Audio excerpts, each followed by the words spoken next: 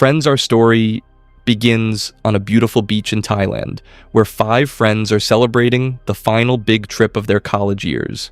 First, meet our lead character, Max, a girl who proudly considers herself the CEO of fun. Confidence runs through her veins. Without a reservation or even a deposit, she manages to arrange an entire party boat using nothing but her charm. Her friends jokingly call it Max's magic, because while everyone else looks for rules, Max simply creates her own world and lives by it. Traveling with her is her girlfriend, Sara, who is the complete opposite of Max. Sara is calm and thoughtful, plans everything in advance, and carries everything from protein bars to emergency supplies in her backpack. The other 3 friends are Adrienne, who is constantly filming TikToks, her boyfriend Greg, a sweet and innocent guy who mentions his mom in almost every conversation, and James, the quietest and most sensible member of the group, who always tries to keep everyone together. While everyone is having fun on the boat, a serious issue comes to the surface. Max has accepted a new job in Los Angeles, where she will manage a major swimwear line. But the truth is that Sara has accepted the job in New York that she worked incredibly hard to earn. Max wants Sara to leave everything behind and move to LA with her. She does not see it as giving something up, but simply changing direction. The tension is clearly visible on Sara's face. Their futures are pulling them in 2 different directions, and this growing divide will soon become even deeper. Then comes the incident that lays the foundation for everything that follows. In the middle of the party, Max needs to use the restroom, so she asks Greg to keep an eye on everyone. Adrienne is already swimming in the water. During all the confusion, the boat captain mistakenly assumes that everyone is back on board and starts moving forward, leaving Sara completely alone in the ocean. She keeps shouting that she is still in the water, but the boat continues moving farther away. By the time the others realize that Sara has been left behind, it is already too late. When the boat finally turns around, Sara's entire body is covered in jellyfish stings, with painful welts rising across her skin. Greg and Adrienne apologize, but the damage has already been done. From this moment, one thing becomes perfectly clear. Max keeps rushing ahead in search of fun, while Sara is repeatedly left behind. That night at dinner, all of that pain finally comes to the surface. Sara explodes in anger, pointing out that nobody even bothered to do a simple head count. Max tries to lighten the mood, but the conversation quickly returns to Los Angeles and New York. Deep down, Sara feels that Max always wants to control every decision, and that realization creates another spark of conflict between them. After dinner, Max and Sara sit alone together, and slowly their anger begins to fade. Max admits that she has a habit of rushing forward without thinking about the consequences. This reveals a deeper layer of their relationship. Both of them have lost their parents, and that shared pain was what originally brought them together. Sara explains that when her father passed away, Max was the person who stopped her from dropping out of college and helped her keep going when she was falling apart. Then we learn that tomorrow's cave trip is not simply another adventure. Sara's late father loved swimming through these same caves in Thailand, known locally as the Devil's Mouth. The next day is meant to be a tribute to Sara's father and a meaningful experience for all of their friends. Max and Sara repeat their old promise once again. They will always stay together until every star in the sky has faded away. The next morning, the entire group arrives near the cave system, where they meet their local guide, BYT. Watt immediately warns them that a powerful storm passed through the area only a few days earlier. Nearby, they also meet an attractive diver who has come to scuba dive on his own. He quickly becomes friendly with Sara and casually tells her that if she ever feels afraid underwater, she should simply look down, because he will find her. Watt then explains that there are 2 possible routes. The first is the easier green path, which Sara specifically requested in advance because it is considered safe. The second is the red path, which has been flooded by the recent monsoon and is normally suitable only for experienced scuba divers. Watt clearly warns them that the red path is extremely difficult, but the moment Max hears that the red path is difficult, her competitive side immediately takes over. She declares that if it is really that challenging, then that is exactly the route they should take. Sara's request to choose the safer path is completely ignored, and the entire group begins heading toward the dangerous red path. Watt also casually mentions that this is the final day the caves will remain open, because they will close tomorrow for Songkran, the Thai New Year celebration. The moment they step inside, Watt's tone becomes serious. They enter a chamber he calls Skeleton Cave, and there are actual human bones scattered across the ground. Watt explains that, many years ago, an entire village sank here after a sinkhole opened beneath it. His message is clear: they are only visitors in this place. The caves are the true owners, and anyone who fails to respect them may face terrible consequences. James laughs it off, but an unsettling chill spreads through the group. Then one careless movement immediately puts Watt on high alert. When Greg accidentally bumps into a rock formation, Watt stops him at once. He points toward a weak section of rock and warns that if it collapses, none of them will make it out alive. Friends, remember this warning, because it will have a major impact later in the story. Meanwhile, another revelation deepens the tension between Max and Sara. Sara finally discovers why Watt has been paying so much attention to her. Max secretly gave him an extra tip to keep a close eye on Sara. The discovery hurts Sara, making her feel as though Max sees her as a helpless child. She firmly explains that she paid for the trip, so she does not want any special treatment. As the group travels deeper into the caves, the rocks around them become sharper and more dangerous. Adrian scrapes her leg against one of the jagged surfaces and starts bleeding. This reveals Greg's hidden weakness. He has an intense fear of blood. Panicking, he closes his eyes and repeatedly tells himself that he is safe.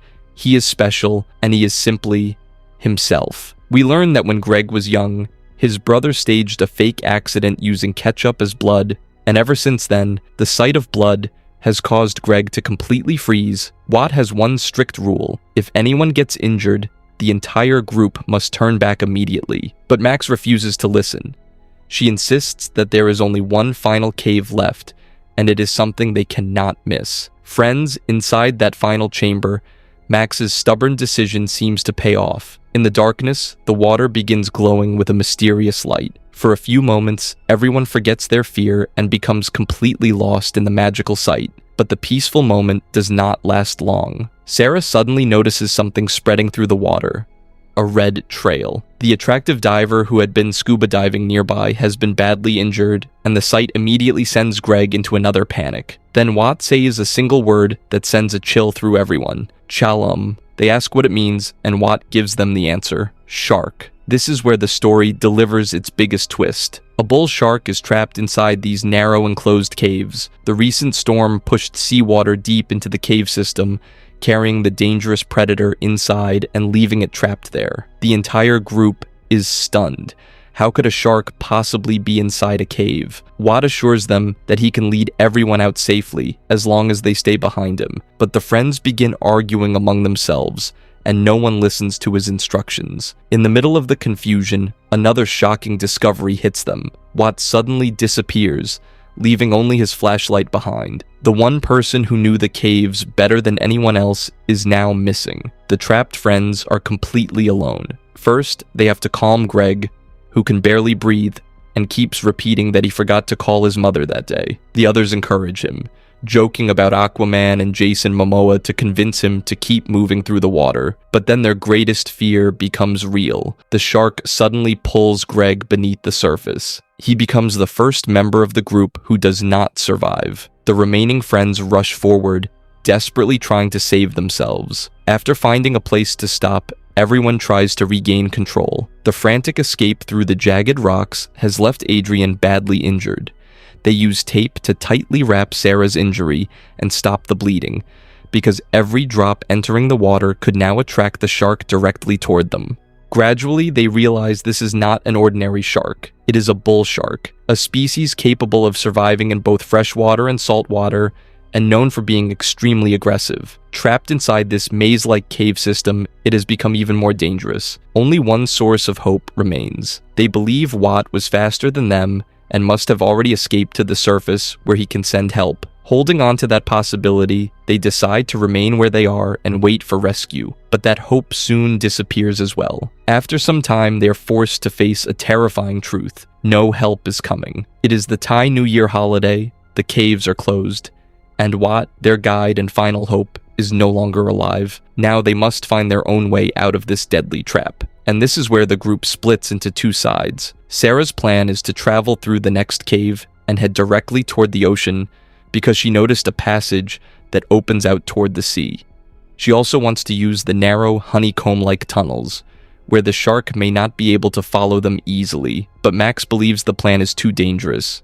They do not have a map of the ocean, they have no idea where the passage leads, and the shark came from that same ocean in the first place. In the middle of this argument, Adrienne has completely fallen apart. Crying, she begs the others not to leave her alone. Then another tragedy strikes when Adrienne becomes trapped in the water.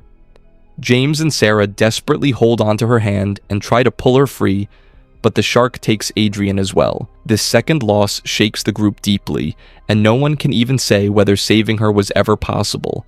Now the argument over their strategy becomes even more intense. Sara insists that the narrower the route, the safer it will be, because the shark will not be able to follow them. She also believes the ocean passage will take them away from the predator. James agrees that her plan makes sense and supports Sara. That is when Max loses her temper and demands to know why James is taking Sara's side. The conflict is no longer only about survival. It becomes a battle over Max and Sara's relationship, and Max finally admits that being with Sara has become exhausting. For a few moments, it seems like Max may choose to go her own way, but in the end, all three decide to stay together and follow Sara's plan toward the ocean outlet. Sara thanks Max for trusting her, and the three of them continue forward. The three remaining friends, Max, Sara, and James, begin crawling through the narrow honeycomb tunnels, hoping the shark will be unable to enter them. Every breath and every inch of movement becomes painfully difficult, but they have no other choice. During this claustrophobic journey, James finally loses his courage. Breaking down, he admits that he has wasted his life, never taken anything seriously, and now fears that he will disappoint his mother and the rest of his family. Sara reassures him that he is not a disappointment and promises they are all going to escape. They simply have to keep moving. Then, in the middle of the darkness, something feels almost miraculous. From somewhere ahead, they hear the sound of birds,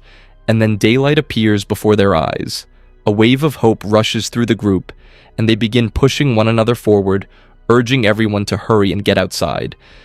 But reaching the light is not so simple. While trying to climb toward it, Max ends up hanging from the edge of a weak rock ledge, which begins breaking apart beneath her. Sara and James try with all their strength, but they cannot pull her back up. Rather than letting Max fall alone, they choose to climb down with her, and all three eventually reach the water below. Once they are down there, they discover another possible route, an underwater tunnel containing small pockets of air along the way. Their plan is to hold their breath and swim from one air pocket to the next. Sara encourages herself to think like a shark, never stop, and just keep moving forward. But this time, luck is not on their side. While swimming through the suffocating tunnel, James becomes trapped.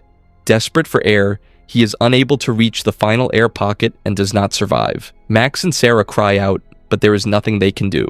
Out of the entire group, only two people now remain, Max and Sara. Heartbroken, the two women continue forward, but when they finally emerge from the water, they discover a horrifying truth. After all the losses and everything they have endured, they have traveled in a complete circle and returned to the exact place where it all began. The Devil's Mouth Cave, near the same ocean outlet. Still grieving James, Max and Sara try to comfort each other. They are forced to admit that their plan only led them in a circle. But there is one piece of good news. The real exit, the blue tunnel that Watt described as the way home, is finally right in front of them.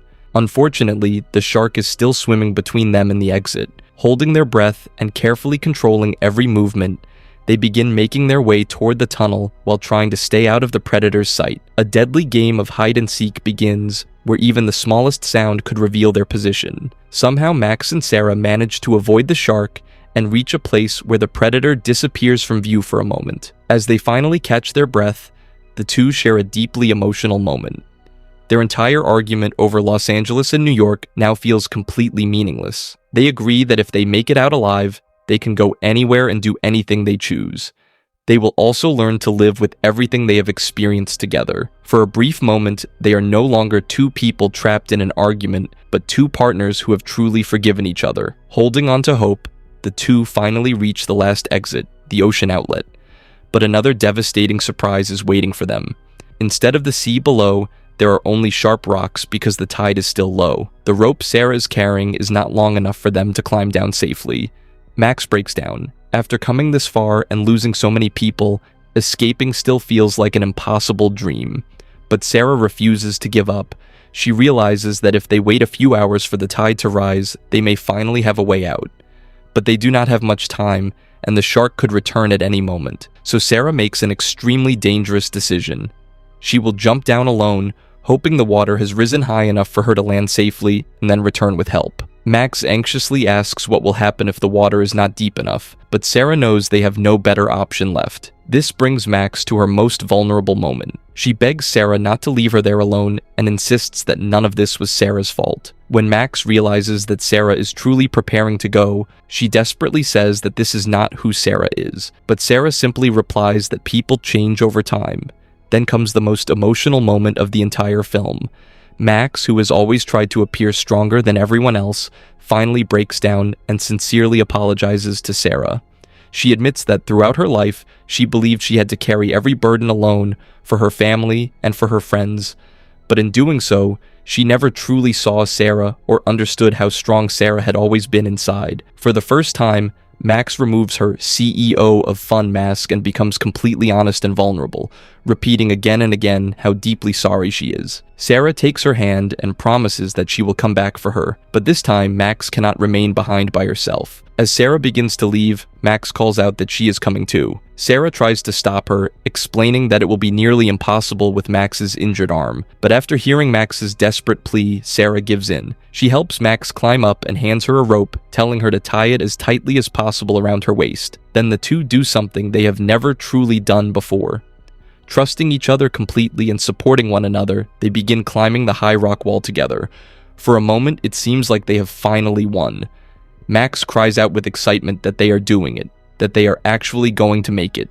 But fate delivers one final and cruel blow. During the most vulnerable moment of the climb, the shark launches one last attack, and this time, Max is pulled away and lost forever. The hope they felt only seconds earlier instantly turns into overwhelming grief. Sara watches as her future, her love, and everything she was fighting for slips away from her. Heartbroken and now completely alone, Sara remembers Watt's earlier warnings. He said that the caves themselves were the true owners of this place, and he warned them about the unstable rock that could collapse and endanger everyone. At that moment, Sara's true strength finally awakens. The same strength Max recognized in her during their final conversation. Sara creates a deadly plan. Without caring about her own safety, she challenges the shark and draws it toward her. By repeatedly provoking it, she leads the predator directly beneath the unstable rock formation. It is the same rock Watt warned them about at the beginning, and now Sara turns it into a trap for the creature. As soon as the shark reaches the right position, Sara brings the entire formation crashing down on top of it. In the massive collapse, the predator that took the lives of her friends is finally buried beneath the rocks. After the long and suffocating journey, Sara finally breaks through the surface of the water.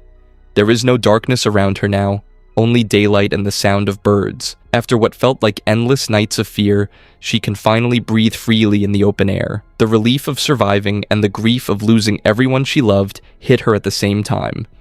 At first, she laughs, and then she cries out with an emotion filled with both relief and mourning. Friends, The Devil's Mouth is not simply a story about the terror of a shark. It is really about relationships in which one person becomes so determined to prove that they are the strongest that they fail to recognize the hidden strength of the person closest to them. Max finally understood Sara's true strength when it was already too late, and perhaps that is the most painful part of the film. Now tell me in the comments, if Max had set aside her stubbornness that day, listened to Sara, and chosen the easier green path instead of the difficult red path, could all of this tragedy have been avoided?